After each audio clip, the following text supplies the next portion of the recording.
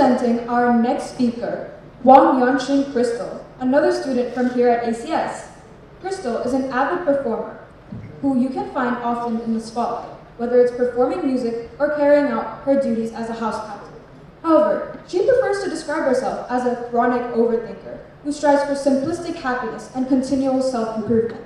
Today, she offers us a window of opportunity to peek into her brain with the topic, what if we never ran out of things to talk about?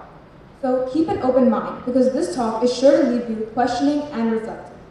Let's welcome her on stage with a round of applause.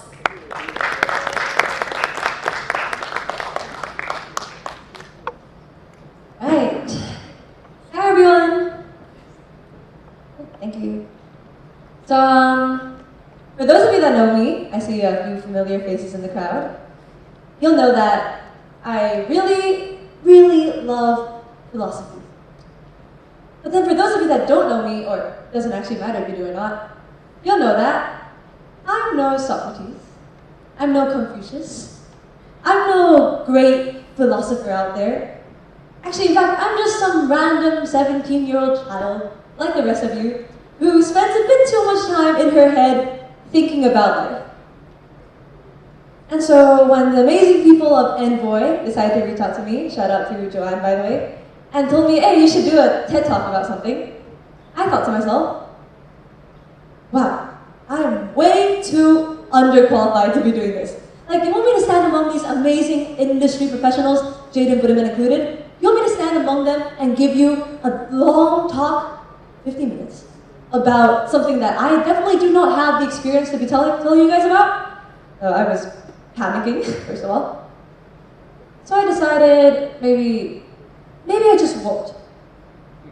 Today, I'm not going to be telling you guys about some grand solution to a big problem like the usual TED Talks do, because I decided I'm going to throw the formalities out the window and maybe we can just have a little talk.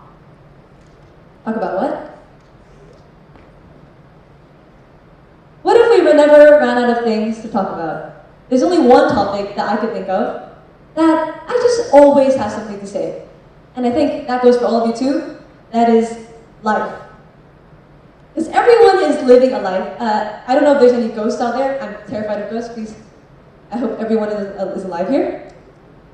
We're all living life, and we all live life for a very, very long time. So essentially, is that not endless conversational material for you to talk about?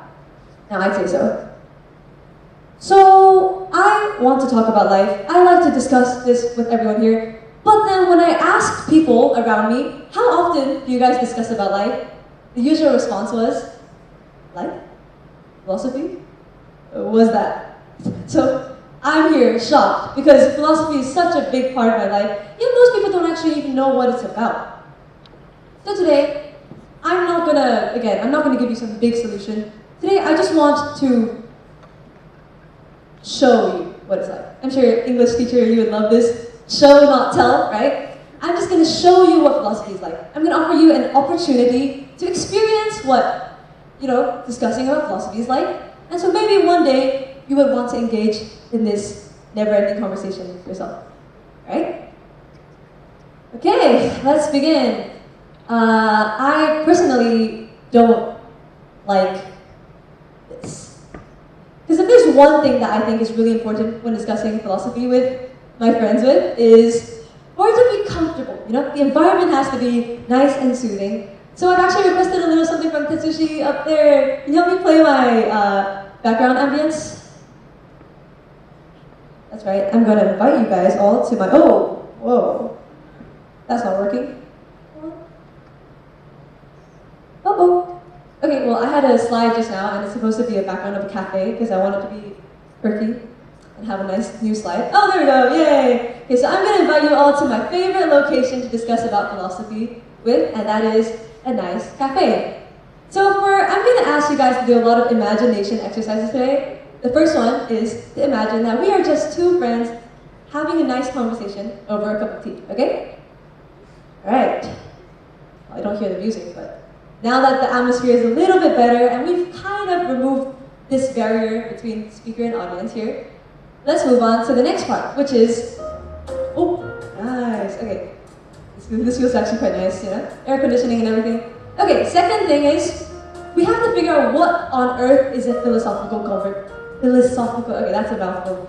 I'm gonna call it deep talk, okay? What on earth is a deep talk? If we don't know what a deep talk is, we'll never be able to have one. And the clicker is still not working, can you help me? Sorry. Alright, yay! Here is my iceberg of the 4 levels of talk. This is, again, not very credible because I came up with it. But as you can see here, I've organized all the different conversations that you usually participate in. And here, on the very top, we have small talk. This is your, how's your day? How was your day? Good, right? How's the weather? Yeah, quite nice, right? Okay, this is your awkward silence filler conversations. I don't like this, so let's just move on to the next one. In common talk. Okay, this one is a bit hard to explain. So, you over here, what do you think is the one thing that connects, that we both have in common? One thing. ACS? Alright, let's see. ACS, so if we're both connected by ACS, we're ACS students, then we're probably going to talk about how this morning's chapel talk was so... Just check if Mr. Hayward is not here. This morning's chapel talk was, a bit boring. I'm just falling asleep, and how, my common test today, oh, it was so bad, I'm going to crash out, Something like this is what we have in common. And I see a few smiles in the crowd, so that probably means that you guys are quite familiar with this one. Alright. It's still on the surface, and I think we can do a bit better than that with our passion talk. Okay, so passion talk is when you're excited about something, I'm excited about something. Like how maybe you're a poetic writer, you write a lot of poetry, and maybe we can spend 1 full hour just going through a bunch of poems that you've written and talking about the best use of Anson-Detton in that one sentence, okay? Now, if you don't get it, that's okay. But for those of us that do get that passion, it's exciting and it's a great form of bonding for us. Now, deep talk, I'd say, for deep talk, you throw everything I just said out the window. Because now we're not relying on any of the decorative stuff. We're stripping down to the very bones, right?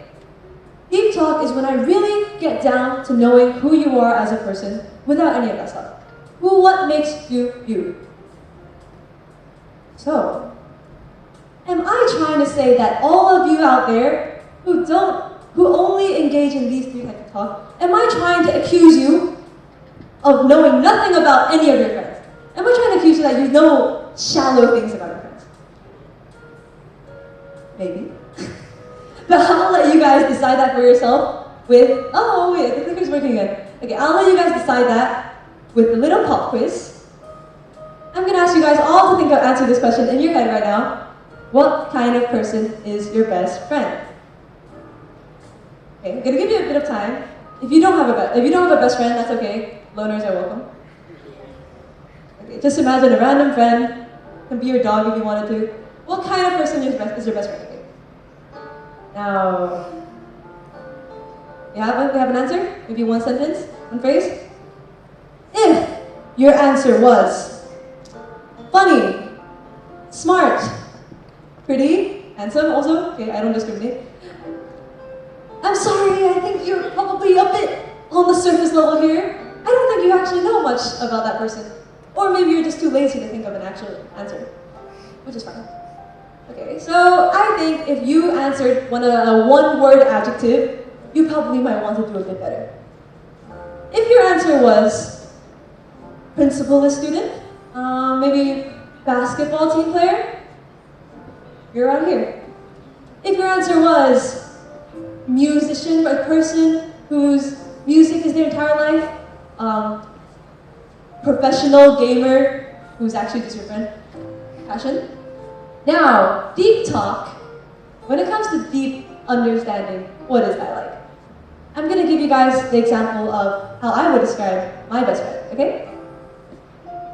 So, I'd say my best friend is first of all, incredibly courageous person who walked out of a very, very difficult time of their life with their own strength. So I really admire that about them. And then, they also helped me discover my own passion for life. So I feel like I'm forever indebted to them. That's how I would describe this. Now, if your answer was funny or smart, I'd like you to just compare a little bit. Isn't there a tiny margin between the depth of our answers? Right? Okay, it's okay. It's okay if you couldn't give my long-winded answer right there. Because, to be honest, if I were to turn this question, the finger I'm pointing at you, at your friend, if I'm going to turn this question all the way around and point it back at yourself, I'm going to say, I don't think you can actually answer that either. Because most people, when I ask them, what kind of person are you? What kind of person are you? They usually tell me, Crystal, I don't even know what I'm going to do next year. I don't even know what I'm going to have for dinner tonight. What do you mean, what kind of person am I? I can't tell you that. So I had to counter this. I've actually prepared a little imagination exercise for you, if you will. And I do not take any credit for this. I would like to, mention brilliant author from here called Stephen Covey. He came up with this exercise for us to just learn a little bit more about ourselves. So if I can have you guys have your attention for the next 2 minutes, just to imagine with me. I'm going to describe to you a scenery, and I just want you to imagine as I say it, okay? And actually, can we have the background music off? I think we need to focus for this one. If it gets a bit sensitive, which I know it might, feel free to just block me out, and I swear, I promise I will not get offended if you decide to walk out, okay? Right, so let's imagine here. Closing your eyes might help. I want you to imagine that you are at a funeral, okay? You're at a funeral. What do you see? Maybe a bit of black fabric here and there? Maybe a few rows of benches, right? Okay, so I want you to scan through that scenery of the funeral. Maybe among the benches you see a few familiar faces. Maybe that friend that you were imagining earlier. Maybe some classmates, a teacher you really respect. Maybe your parents or siblings. And then as you keep on scanning across the room, you see the picture on the table of the deceased. And behold, it's a picture of you. You are attending your own funeral, and as the day progresses down the line, there's going to be a time when these people that you love, that care about you, they're going to come up one by one, and they're going to give a speech, a eulogy, about how your life went and how you were as a person. So here's my question for you. What would you want them to say about you? Now, if you think about it, I can maybe share with you my answer. So personally, I'd really want my mom to talk about how Crystal's entire life, the highlight of her entire life, was all the way back when she was in 2024 IGCSEs, and she scored all A-star except for A math. That is the biggest achievement she's ever achieved, and that is the entirety of what her life amounted to. Now, I'm joking. I would not like that. In fact, I would like my mom to maybe talk about how I was an amazing daughter, first of all, how I was somebody who was there for her when she needed it, who, always was able to take care of myself, but also care for others at the same time. I would not want her to be caught up about some insignificant thing in the past that doesn't actually matter to me. So I'm going to bring you back to the present right now and tell you what you did just now is you thought of what kind of person you want to be. And you figured out what actually mattered to you. Then as you reverse engineer the process, you'll find out what kind of person you are now. Because what matters to you is never going to change. And it's just a matter of whether you are living that life that matters to you right now. Okay? So this is what philosophy is about. You're finding out what matters to you, and you're figuring out the rules to yourself. Because everyone follows certain rules to make yourself happy. For example, if I'm really passionate about music, I just know that I'm never going to be happy doing, sorry guys, being a lawyer, being a doctor, that's just me though. Or being a teacher, I'm sorry guys, nothing against you guys, but that is just how I operate. Those are my rules. And there's other rules too, like how I have to be happy. If I want to be happy, I should sleep. I need to eat, drink water, because these are just basic rules that I have to follow in order for myself to live. So that's what philosophy is about. It's about learning about yourself and being aware of what actually matters to you. Well, that's half of what philosophy is about. I'm going to suggest to you that there's actually another half to what philosophy is about. And that is the fact that we live in a world right now, right? We live in a world that, unfortunately for all you narcissists out there, I hope there's none in the crowd, does not revolve around you. Because, well, if the world revolved around me, I would will a glass of Milo to appear in my hand right now because I am really thirsty. I forgot to drink water before coming up here earlier. And it didn't happen. Well, why? Because the world doesn't revolve around me. We revolve around the world. And the world, like ourselves, have its own distinct set of rules. I'm sure we all know some of them. For example, if I decide to kick this speaker and break it, I am probably going to get fined and in trouble. Well, if I did it secretly, you wouldn't know. And if I were to talk back to Dr. Actor sitting in the back over there, he's probably going to get mad, right? Well, the thing is, we don't always know that. We didn't know this from the moment that we opened our eyes, we didn't immediately know all of these rules. In fact, we grew up, and we slowly picked them up. We slowly learned about the rules of the world. So that's the other half of philosophy. And I'd say philosophy is essentially learning about yourself, learning about the world, and learning how to live in this world better while never going against your own rules. Because if I was really happy doing music, but I decided to do it, I don't know, in an illegal way, that's not going to make me happy because I'm probably going to be on the run for my entire life. But at the same time, if I decide to not do music and do something that I have absolutely no interest in, I'm still not going to be happy. So that's what philosophy is. Finding about yourself, finding about the world, and figuring out how to live better in it.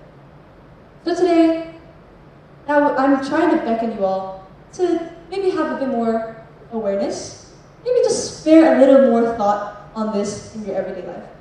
Because who knows, it might be able to save you a lot of regret down the line, or what your loved ones will say at your funeral, what actually matters to you more. I think it just might save a little bit of that time. And so, that was the conversation! I remember, I'm going to snap you guys back to it. I originally posed this as just a simple, nice, deep talk for you all. So, how does it feel? Does it feel alright? Interesting? Maybe some of you it might be new for some of you, might be completely normal, maybe it might be boring. I don't know if there's anyone. Oh. Okay, I don't think there's enough people for anyone to dare to sleep today. But essentially, that was a philosophical talk.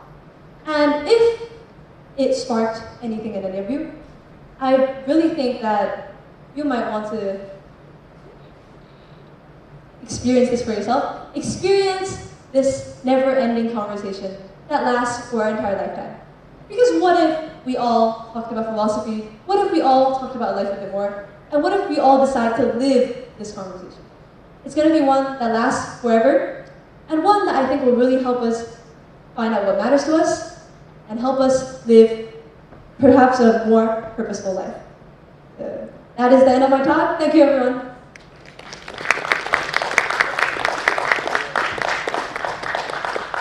That was truly a reflective, yet poignant and provocative talk on what philosophy is. It was truly moving. And I'm sure I speak for all of us when I say it's a heartfelt message that I'm sure will stay with us long after today.